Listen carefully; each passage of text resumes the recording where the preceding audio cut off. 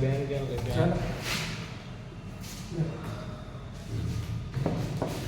अब क्या है, इलेक्ट्रिक फील्ड इक्वल टू क्या आएगा, एफ अपॉन क्यू नॉट, ठीक है। एफ इक्वल टू क्या आएगा, K Q by are square R, और डायरेक्शन क्या आएगी, हमें पॉजिटिव चार्ज की वजह से बाहर की तरफ और नेगेटिव चार्ज की वजह से अंदर की तरफ, ठीक। अगर अब तुमसे कोई ये पूछ ले what is the electric field intensity due two point charge, मान लो एक चार्ज है जिससे आर डिस्टेंस पर कोई पॉइंट है पी, आर डिस्टेंस पे क्या है पी, पॉइंट है पी, इस पर इलेक्ट्रिक फील्ड इंटेंसिटी निकालनी हो कितनी आएगी, ई इक्वल टू के क्यू बाई आर, के क्यू बाई आर, ठीक।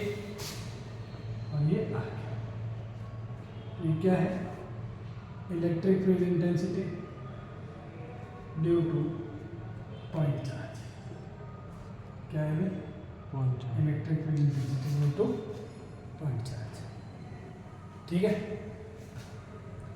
अब मान लो कि एक कोई सिस्टम है जिसमें एक से ज़्यादा चार्ज है, मान लो 3 चार्ज है, इन तीनों की वजह से मान लो कोई पॉइंट है यहाँ पर P, इससे R1 डिस्टेंस पे, इससे R2 डिस्टेंस पे, इससे R3 डिस्टेंस पे, और मान लो एक चार्ज और ले लो Q4, तो इससे R4 डिस्टेंस पे, कितने डिस्टेंस पे, R4। इस पॉइंट पर अगर मैं पूछूं what is the electric field intensity, तो क्या है, Q1 की वजह से यहाँ निकलेगा, तो electric field intensity due to Q1 at P क्या आएगा, k Q1 by are square R1 square, ठीक। Electric field intensity due to Q2 charge कितना रहेगा, के Q2 बाई R2 स्क्वायर, ये E2 नाम दे देते हैं, इसको नाम दे देते हैं E1, ऐसे कैसे E3 हो जाएगा, E3 क्या हो जाएगा, के Q3 R3 स्क्वायर, और ऐसे कैसे Q4 हो जाएगा R4 स्क्वायर, ठीक। अब सबको पता है कि ये वेक्टर क्या है, ये वेक्टर है, तो अगर मैं इनकी डायरेक्शन निकालूंगा तो वेक्टर फॉर्म में ऐसे लिखेंगे इसको, ठीक है। इसकी ये R, ये R2 क्या, ये R पे वेक्टर, ये R3 क्या, और ये E पे वेक्टर R4 क्या, ठीक। ठीक, जैसे कूलम्ब्स लॉ में सुपरपोजिशन आया था, क्या आया था, सुपरपोजिशन, वैसे ही इलेक्ट्रिक फील्ड इंटेंसिटी भी किसको फॉलो करती है, सुपरपोजिशन को। क्या हो जाएगा, E equal to E1 plus E2 plus E3 plus E4, ठीक।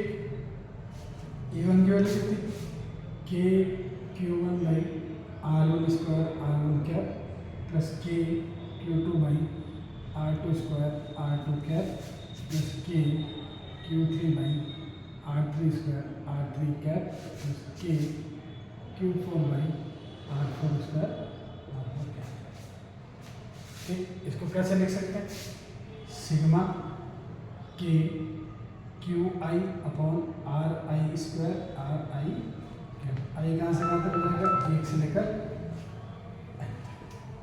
कहाँ से कहाँ तक हो जाएगा, 1 से लेकर n तक, समझ में, ठीक है। बोल दूँ क्या, अभी थोड़ी देर रुक जा, बाद में देखते हैं, ठीक है। ये लिखो, लिखो भाई लिखो, ये थोड़ा बहुत तो पढ़ना ही पड़ेगा, देख ऐसे तो काम चलेगा नहीं, हाँ है कि नहीं।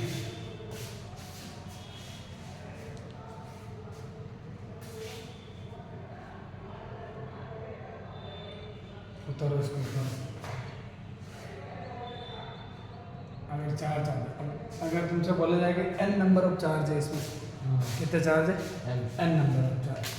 तो ये कहाँ से कहाँ तक चला जाएगा? 1 से लेकर n तक चला जाएगा। कहाँ से कहाँ तक चला जाएगा? 1 से लेकर n। सिंपल है। ये क्या है? Electric field intensity due to system of charge. क्या है ये? System of charge. उस सिस्टम में कितने चार्ज है? 4 की जगह कितने हो सकते हैं? n हो सकते हैं। 4 की जगह कितने हो सकते हैं? n हो सकते हैं। ठीक है, बुझ लिया? अब देखो, ये और ये किसको फॉलो कर देगा? Principle of superposition. किसको फॉलो करेगा? Principle of superposition. Principle of super. ठीक है भाई, किसको फॉलो कर लेगा? ये प्रिंसिपल ऑफ सुपरपोजिशन। अब जैसे मान लो कोई सवाल है कि भाई एक क्यू चार्ज है 10 माइक्रोकूलम का। कितना माइक्रोकूलम का? 10 माइक्रोकूलम का। इससे 3 सेंटीमीटर दूर कोई पॉइंट है P, वहाँ पर इलेक्ट्रिक फील्ड इंटेंसिटी निकालनी। क्या निकालनी? Electric field. E equal to अपन को पता क्या है? K Q by are square. K Q by are square. K की वैल्यू कितनी है? 9 इंटू 10 की पावर 9। क्यू की वैल्यू कितनी है? 10। माइक्रो का मतलब इसके बाद माइनस से। माइक्रो का मतलब क्या होता है? माइनस से अपॉन सेंटीमीटर है, तो सेंटीमीटर को मीटर में कन्वर्ट करते तो क्या होता है? माइनस 3 इंटू 10 की पावर -2 ये हो जाएगा स्क्वायर। ठीक है, 1 सेंटीमीटर बराबर क्या होता है? 10 की पावर -2 मीटर। ठीक है, सवाल में सारी यूनिट सेम होनी चाहिए। सारी यूनिट क्या होनी चाहिए? सेम होनी चाहिए। अच्छा, 1 माइक्रोकूलम का मतलब होता है 10 की पावर -6 कूलम। ठीक है, इसको सॉल्व कर सकते हैं। ये कर जाएगा 9 1 -1 बटे 9 इंटू 10 की पावर -4। तो 9 से तो 9 कट गया। -4 ऊपर जाएगा तो +4 हो जाएगा।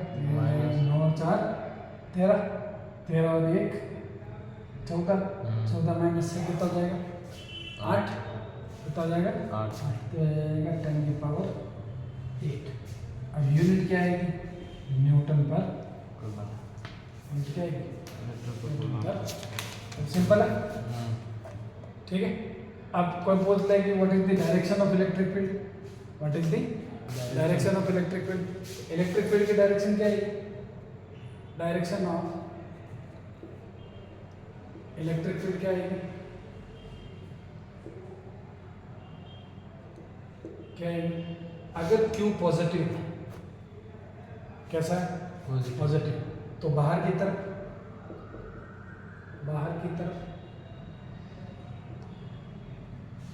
ठीक। और अगर Q नेगेटिव है तो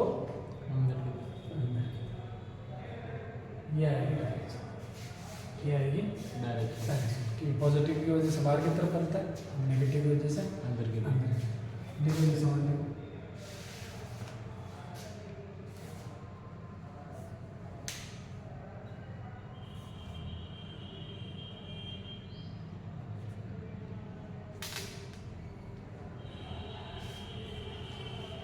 ठीक है भाई, है ना? ज़्यादा अपन हा हू करके नहीं पढ़ रहे, ये भी कर लें। पहले एकदम बिल्कुल बेसिक सिंपल बातें याद करो। पहले तो उसमें आगे बढ़ो, उसके बाद उसको एडवांस में कन्वर्ट करो। किसमें कन्वर्ट करो? एडवांस। ज़्यादा हा हू नहीं करना। ठीक है, हो जाएगा। जब एक सवाल और करें, देखो ये बात समझ में आई? ये पॉइंट चार्ज की वजह से। किसकी वजह से? पॉइंट चार्ज की वजह से। ठीक है, अब मान लो कि दो चार्ज है Q1 और Q2। दो चार्ज। कितने चार्ज है? दो चार्ज। ठीक है, अच्छा Q1 मान लेते हैं अपन पॉजिटिव है और Q2 भी पॉजिटिव है। ठीक है। इन दोनों की वजह से इसके एग्जैक्ट सेंटर पे कोई पॉइंट है P, बिल्कुल सेंटर पे। तो calculate electric field intensity eight एकदम सेंटर पे है, एकदम सेंटर पे है। इसका मतलब ये क्या हो जाएगा R/2, और ये भी कितना हो जाएगा, ध्यान से समझना। ठीक है, सवाल क्या है कि दो चार्ज है Q1 और Q2 के, ठीक है, दोनों पॉजिटिव है, ठीक, और इनकी वैल्यू ले लेते हैं अपन 2 माइक्रोकूलम और इसकी मान लेते हैं 2 माइक्रो, इनकी वैल्यू, ठीक है। अब ये पूछ रहा है कि P पॉइंट पर इलेक्ट्रिक फील्ड इंटेंसिटी कैलकुलेट करो, ठीक है। तो सबसे पहली बात कि दो चार्ज है तो रिजल्टेंट इलेक्ट्रिक फील्ड आएगा, वो कितना आएगा, E1 प्लस E2 आएगा, आएगा कि नहीं आएगा, ठीक। E1 किसकी वजह से आएगा, Q1 की वजह से। E2 किसकी वजह से आएगा, Q2 की वजह से, ठीक है। E1 की डायरेक्शन किधर, पॉजिटिव है तो बाहर की तरफ यूं, तो E1 की डायरेक्शन होगी इधर और E2 की डायरेक्शन होगी इधर, क्योंकि दोनों पॉजिटिव है तो आउटवर्ड होगी। तो E1 और E2 एक दूसरे के क्या है, अपोजिट, एक दूसरे क्या है, अपोजिट है। अगर ये दोनों एक दूसरे के अपोजिट है, मैग्नीट्यूड में इक्वल है, तो रिजल्टेंट कितना आएगा, 0। रिजल्टेंट कितना आएगा, 0। ये कह रहा हूँ E1 मैग्नीट्यूड में तो इक्वल है E2 से, और डायरेक्शन में एक दूसरे क्या है, ये अपोजिट। जो ये आएगा फाइनल, वो कितना आएगा, 0 आएगा। ये कितना आएगा, 0। अभी कैसा है कि भाई देखो, अगर E इक्वल टू कैलकुलेट करें तो मैग्नीट्यूड कितना आएगा, E1 square plus E2 square plus 2 E1 E2 cos theta आएगा। थीटा कितना बनेगा, अपोजिट है तो 180। थीटा कितना बनेगा, 180, और cos 180 कितना होता है, -1। ये कितना आएगा, under root E1 square plus E2 square minus 2 E1 E2, ये आएगा E1 माइनस E2 का होल स्क्वायर, और ये अंडर रूट स्क्वायर से अंडर रूट कट जाएगा तो बचेगा E1 माइनस E2 बचेगा, ठीक। अब E1 की वैल्यू अगर निकालनी है, E1 की वैल्यू कितनी है, E1 बराबर K Q1/R/2 का होल स्क्वायर। E2 की वैल्यू कितनी है, K Q2/R/2 का होल स्क्वायर, ठीक है। अच्छा, Q1 और Q2 दोनों कितने हैं, 2 माइक्रोकूलम के है, तो देखो यहाँ वैल्यू रखो, तो K × 2 माइक्रोकूलम अपॉन R/2 का whole square minus K × 2 microcoulomb upon R/2 का होल स्क्वायर। आंसर कितना है, 0। दोनों सेम है, माइनस करेंगे तो आंसर क्या आएगा, 0। ये तो हुआ मेथड, फिर ऐसे सॉल्व कर सकते हैं। और अगर डायरेक्ट निकालना हो तो डायरेक्ट की कंडीशन क्या आ जाएगी कि मैग्नीट्यूड में इक्वल और डायरेक्शन में अपोजिट है, तो आंसर कितना आएगा, 0। आंसर कितना आएगा, 0। लिखो उसको, छोड़ो चल रहा है, चल रहा है। आंसर कितना आएगा, 0।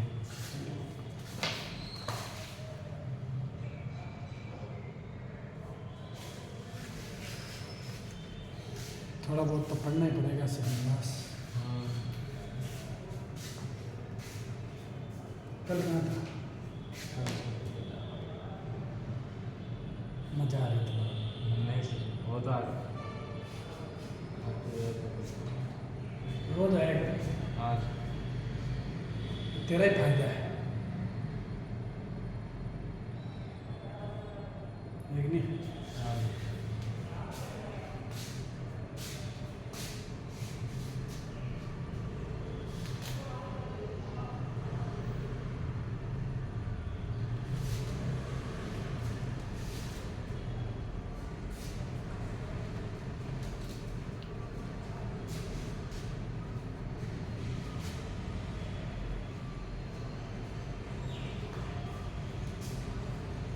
क्लियर? हाँ चलो आगे बढ़े।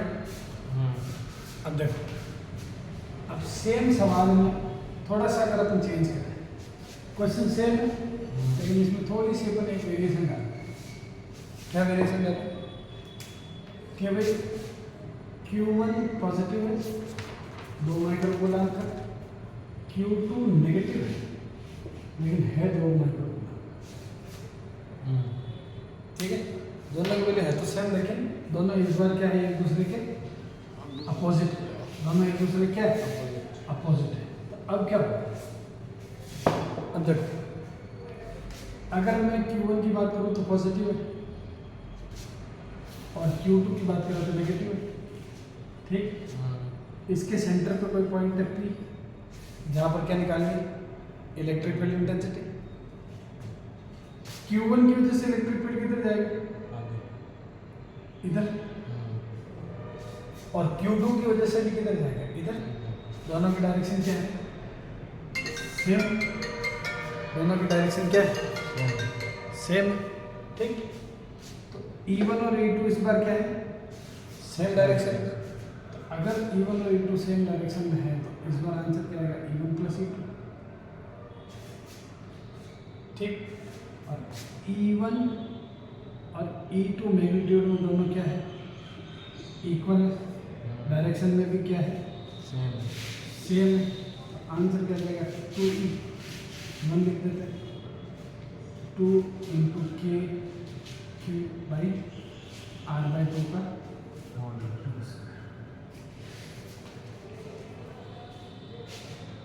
आएगा। तो इसको सॉल्व करो, 2 इंटू के इंटू क्यू बटे आर स्क्वायर बाई 4, ये 4 ऊपर जाएगा तो 8 के Q by are square. K की वैल्यू कितनी, 9 इंटू 10 की पावर 9, क्यू की वैल्यू 2 इंटू 10 की पावर -6, आर की वैल्यू कुछ भी नहीं, आर मान लेते हैं अपन 2 सेंटीमीटर, आर कितना मान लेते हैं,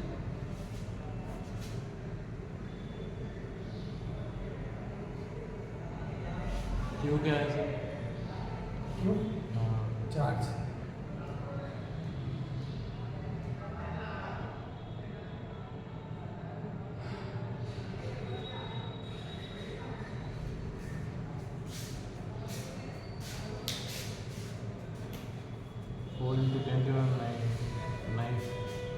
कितना आएगा, 8 इंटू 9 इंटू 10 की पावर 9, 2 इंटू 10 की पावर -6 अपॉन आर की वैल्यू कितनी है, 4 इंटू 10 की पावर -4। ये कट जाएगा,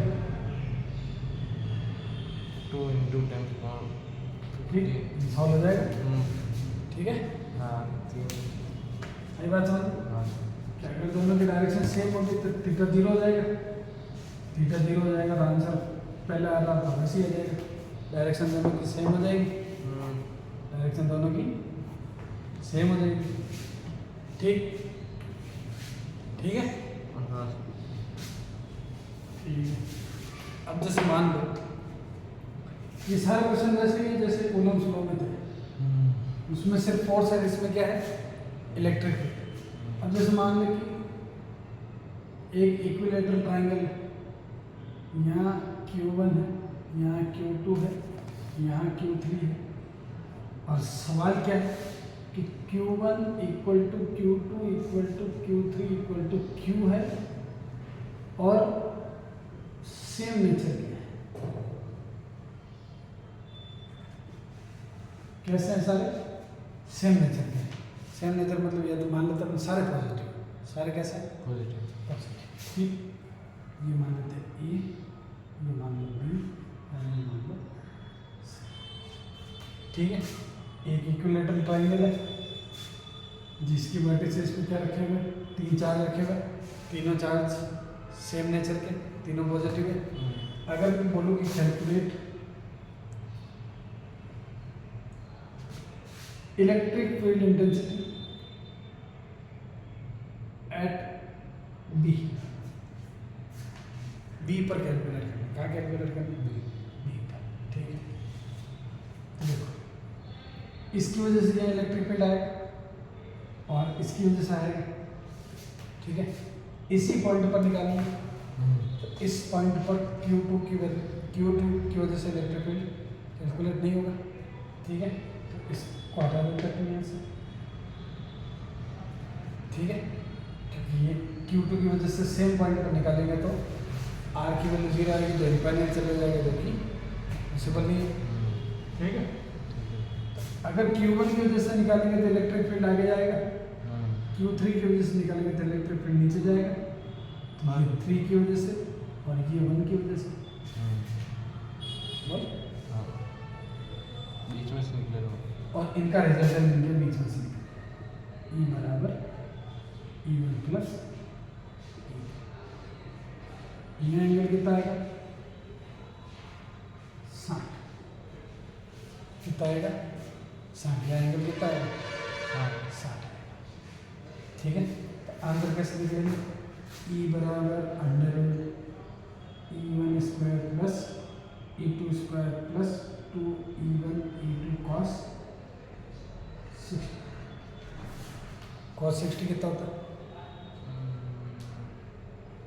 1/2, कॉस 60 से ये कट जाएगा, ये हो जाएगा under root E1 square E2 square E1। अच्छा, इसको देख के क्या लगता है कि E1 की वैल्यू किसके बराबर होगी, E2 की जगह क्या E3 है, E1 किसके इक्वल है E3 के, तो ये इसको ऐसे लिख सकते हैं E1 square E1 square E1 square, और इसको ऐसे लिख सकते हैं और √3 E1, क्या लिख सकते हैं इसको √3, 3 बार हट जाएगा, स्क्वायर बाहर आ जाएगा, तो ऐसे लिख सकते हैं E1 √3, ऐसे लिख लो। और E1 की वैल्यू क्या हो जाएगी KQ/A स्क्वायर, क्या आ जाएगी KQ/A, सिंपल है, क्या कोई गड़बड़ है, ये की वैल्यू K2 कैसे होगी, इसकी वजह से अगर इलेक्ट्रिक फील्ड यहाँ निकालोगे ये डिस्टेंस A है, और Q1 की वैल्यू किसके इक्वल है Q के, तो क्या आएगा KQ/A, ठीक है।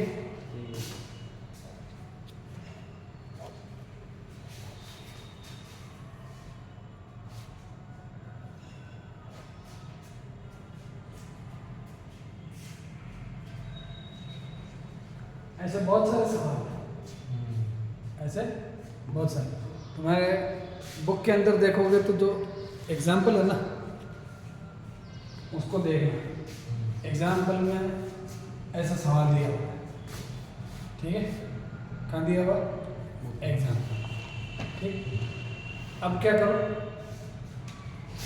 इसी सवाल को वापस सॉल्व करो, इसी सवाल को वापस सॉल्व करो, लेकिन इस बार थोड़ा सा चेंज है, एक बार क्या चेंज है कि मैग्नीट्यूड को से, लेकिन Q1 पॉजिटिव Q3 नेगेटिव और